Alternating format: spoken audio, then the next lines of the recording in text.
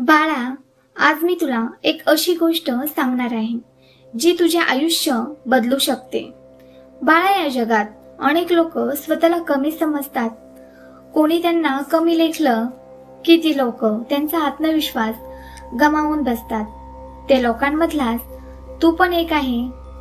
तू पण कोणी तुझी साधी मस्करीही केली तरी स्वतःवरचा विश्वास हरवून जातो. बाळा, हिऱ्याचा तुकडा रस्त्यावर पडलेला असला तरी लोक त्याला दगडच समजतील. पण मला सांग, का तो हिरा लोकांच्या मानण्यावरून दगड बनतो का? नाही ना, तो हिराच राहतो. त्याची किंमत कधी कमी होतच नाही. तसंच तुझं आहे. तू पण खरा हिराच आहे. लोक तुझी कदर करत नाही म्हणून काय झालं, त्याने काही तुझी किंमत कमी होत नाही. बाळा, तू तुझी तुलना दुसऱ्यांची करू नको. आंब्याचं झाड आणि वडाचं झाड सोबत लावले असले तरी ते एकाच वेळी वाढत नाही. प्रत्येकाची वाढ वेगवेगळी असते. मग तू का तुझी तुलना दुसऱ्यांशी करतोस? तुझे ध्येय, तुझा प्रवास वेगळा आहे. दुसरे लोक जिकडे गेले तिकडेच तू का पळतोस? तुला पण देवाने खास बनवूनच पाठवलेलं आहे. तुझ्यात पण काही ना काही कला कौशल्य आहेतच. तू त्या कला जोपास ना. तू शोध की तुझ्यात काय आहे जे तू करू शकतोस आणि त्याच्यात पुढे जाऊ शकतोस.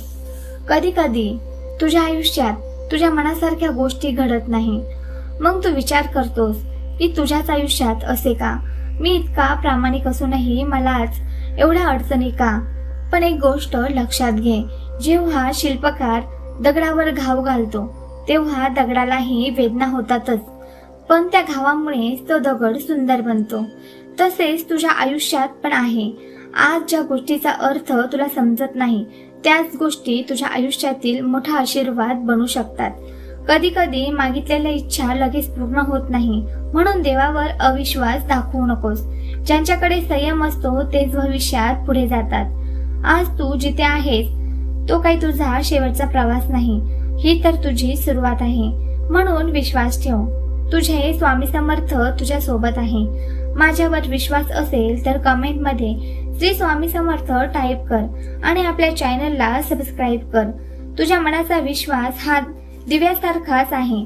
तुला जर वाटत असेल की तुझे चांगले दिवस कधी येतील तर विश्वास ठेव, नक्कीच लवकरच तुझे चांगले दिवस येतील.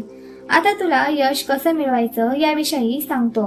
बाळा, तू परिस्थिती बघू नको.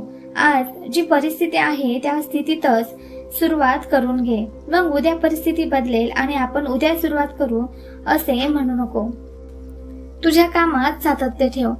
रोज थोडे थोडे काम करत राहा. सगळे बदल एका दिवसातच होत नाही. वेळ वाया घालवू नको. वेळेची किंमत ओळखायला शिक. वेळेचा उपयोग करून घे. मला सगळं माहिती आहे आणि मी सगळं करू शकतो असे कधीच म्हणण्याऐवजी दररोज नवीन काहीतरी शिकण्याचा प्रयत्न कर. परिस्थिती कधी कठीण आली तर रडत बसू नकोस. एका रात्रीत कधीच यश मिळत नाही. योग्य वेळेची वाट पहा आणि काम करत राहा. नेहमी सकारात्मक लोकांच्या सोबतीलाच राहा. नकारात्मक लोक नेहमी तुला मागे खेचण्याचा प्रयत्न करतील. हार मानायची नाही, शेवटपर्यंत टिकून राहायचं. बाळा, यश हे नशिबाने नाही तर कष्टानेच मिळते.